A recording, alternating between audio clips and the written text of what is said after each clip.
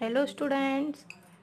आज हम अपना न्यू चैप्टर स्टार्ट करते हैं। आपकी हिंदी सुगम भारती का पाठ 8 बाथरूम की फिसलन। यह एक व्यंग है। व्यंग मीन्स हास्य ना।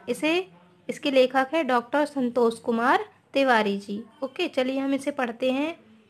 इसमें क्या है? व्यंग विधा से परिचय है। प्रत्यय, विलोम शब्द और पर्यायवाची शब्द इस पाठ के अंतर्गत आपको दिए गए हैं। ओके, चलिए स्टार्ट करते हैं हम। आप यह ना समझें कि मैं परसाई के वैष्णव की फिसलन की तर्ज पर बाथरूम की फिसलन लिख रहा हूँ। दरअसल यह भुक्तभोगी का दर्द बयां है।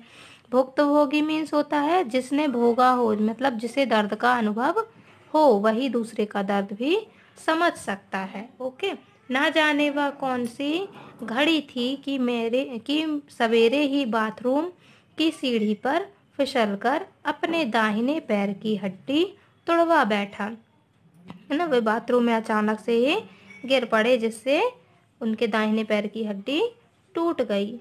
वैसे फिसला बायां पैर था, लेकिन चोट आई दाहिने पैर में। इस दुनिया में ऐसा ही होता है कि अपराधी कोई हो और सजा किसी और को मिले। मुझे बड़ा क्रोध आया। लोगों ने पूछा, क्यों, बाथरूम में ज्यादा काई लग गई थी क्या? ऐसा क्यों पूछा गया? एक व्यंग के रूप से, है ना, एक मजाक के तौर पर वे लोग उनसे ऐसा पूछ रहे थे, है ना, कि क्या बाथरूम में ज्यादा काई लग गई थी क्या? अब आप बताइए, क्या बाथरूम में काई लगती है? सभी साफ करते रहते हैं ना। इसलिए उन्होंने कहा, मैंने कहा, मेरा बाथरूम इतना साफ है कि देख लोगे तो गर्मी की दोपहर भी वहीं घंटों बैठे रहोगे। तो उनका भी यह आंसर था कि मेरा बाथरूम इतना साफ है कि यदि देख लोगे तो गर्मी की पूरी दोपहर वहीं बैठे रहोगे। कहाँ पर? बाथरूम में। ओके, एक दूसरे मित्र ने आकर दुख व्यक्त किया। यार, अपने ही घर में हड्डी तुड़वा बैठे, बड़ा दुख हुआ।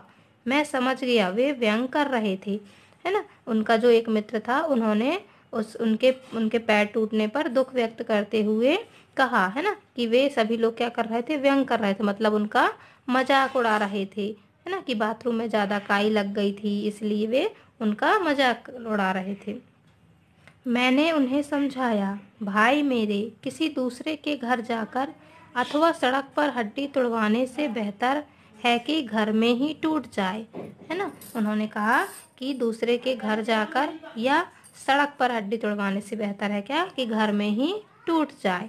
नेक्स्ट है, मेरे एक साहित्यिक मित्र आए और कहने लगे, अक्सर व्यंग्यकार और साहित्यकार बाथरूम में फिसलते ही हैं। परसाई कुछ साल पहले फिसल गए थे और कुछ माह पहले डॉक्टर रामकुमार वर्मा भी ना। ये सब क्या है? इन लेखक के नाम बता रहे हैं। ओके, तुम अपने व्यंगों में दूसरों को गिराते हो, इसलिए खुदा तुम्हें बाथरूम में गिराता है। उन्होंने कहा कि तुम अपने व्यंगों, मतलब तुम अपने व्यंगों के माध्यम से, मतलब हास्यों के माध्यम से, मजाक के माध्यम से दूसरों को गिराते हो। गिराते मतलब उन्हें हंसा हंसा कर गिराते हो, इसलिए भगवान ने तुम्हें बाथरूम में गिरा दिया, है ना। मैं उनकी बात सुनकर चुप रह गया, क्योंकि समझ नहीं पा रहा था कि वे मेरी प्रशंसा कर रहे हैं या निंदा कर रहे हैं, है ना। कुछ बात ऐसी होती है कि व्यक्ति आसानी से बोल देता है, पर सामने वाला व्यक्ति यह नहीं समझ पाता कि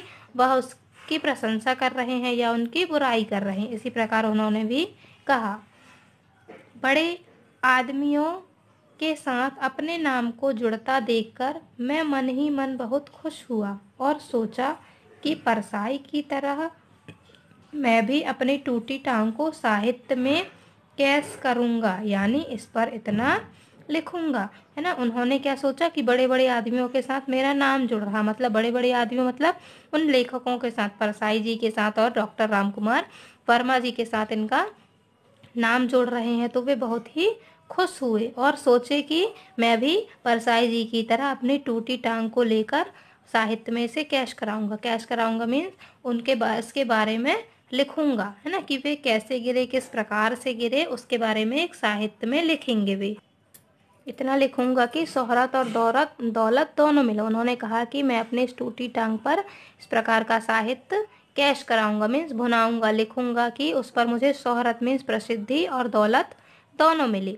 चूँकि मेरा व्यवसाय अध्यापन है, इसलिए हमदर्द छात्र छात्राओं ने भी अपने को पीछे नहीं रखा। एक छात्रा ने आकर बड़े भोलेपन से पूछा, क्यों सर, एक ही पैर में लगा है क्या? मैंने तुरंत फरमाया, गनीमत है, फिलहाल तो एक ही पैर में लगा है ना। उनकी एक छात्रा ने पूछा कि क्यों सर, एक ही पैर में लगा है क्या? तो उन्होंने फरमाया मीन्स बोला है ना कि शुक्र है कि फिलहाल तो एक में ही लगा है। मेरी पत्नी ने झल्लाते हुए कहा, तुम्हारी क्या मंशा है, दोनों में लगना था क्या? है ना। उनकी जो पत्नी थी उन्होंने चिड़चिड़ाते हुए गुस्से में कहा उस छात्रा को कि तुम्हारी क्या इच्छा थी कि दोनों पैर में लगना था क्या? है ना। मेरे ठहाके के बीच बात आई गई हो गई, है ना। मतलब उन्हें उस बात में हंसी भी आ रही थी, लेकिन वे हंसने के बीच में ही रह गए, वे अच्छे से हंस नहीं पाए। ओके, यो तो फिसलन वैसे भी अच्छी बात नहीं है।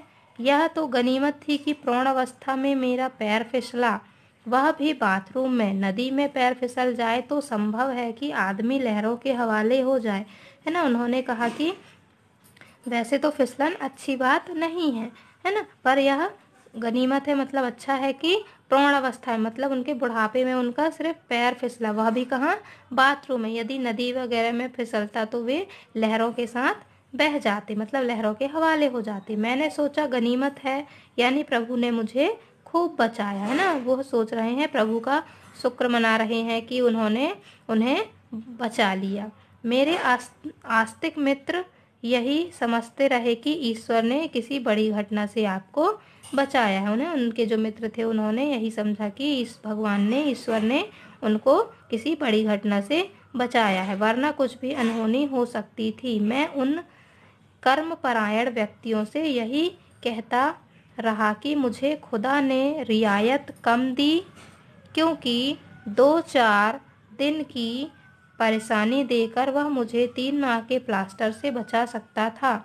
इस तरह मैं अपनी टूटी हड्डी लेकर दिल बहलाता रहा, है ना। मैं उन कर्मपरायण व्यक्तियों से यही कहता रहा, है ना। कर्मपरायण मीन्स, है ना, कि जो अच्छे कर्म करते हैं, है ना, उन व्यक्तियों से ये यही कहते रहे कि खुदा ने, मतलब भगवान ने मुझे कम से कम 2-4 दिन की परेशानी दी, मतलब इस बात के लिए छूट दी उन्होंने, रियायत कम दी है, मतलब उनको 2-4 दिन की परेशानी ही देकर बड़ी परेशानी से बचा लिया, है ना, मतलब प्लास्टर लगने से बचा लिया। इसलिए वह अपनी सिर्फ टूटी हड्डी को लेकर यही दिल बहलाते रहे अपना। Okay, so now students, next paragraph हम अपने नेक्स्ट वीडियो में पढ़ेंगे। तब तक आप इस जितना हमने पढ़ा उसे आप अच्छे से एक बार फिर से पढ़िएगा। Okay students, okay, bye bye, good day.